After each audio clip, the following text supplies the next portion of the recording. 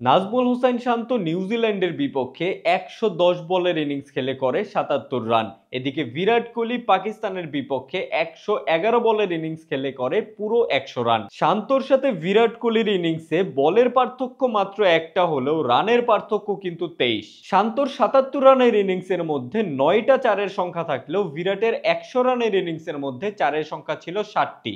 শান্তর থেকে ২টা বাউন্ডারি কম মেরেও শান্তর থেকে এত বেশি রান কিভাবে করলো বিরাট? কারণ শান্তর খেলা ১১০ বলের ইনিংসের মধ্যে শান্ত ডটই দিয়েছে ৬২টা, অলমোস্ট 57% ডট। বিপরীতে বিরাটের খেলা ১১১ বলের ইনিংসের মধ্যে বিরাট ডট দিয়েছে মাত্র ৪৫টা, অ্যারাউন্ড 40% ডট। এখানেই নাজমুল হোসেন শান্ত এবং বিরাট কোহলির মধ্যে প্রধান পার্থক্যটা তৈরি হয়। দুজনেই প্রায় সমান সংখ্যক বল খেললেও নাজমুল হোসেন শান্তর স্ট্রাইক রোটেট করতে না পারা এবং মাত্রাতিরিক্ত ডট খেলায় শান্ত এবং কোহলির রানের পার্থক্যটা কিন্তু অনেক বড় হয়ে যায়।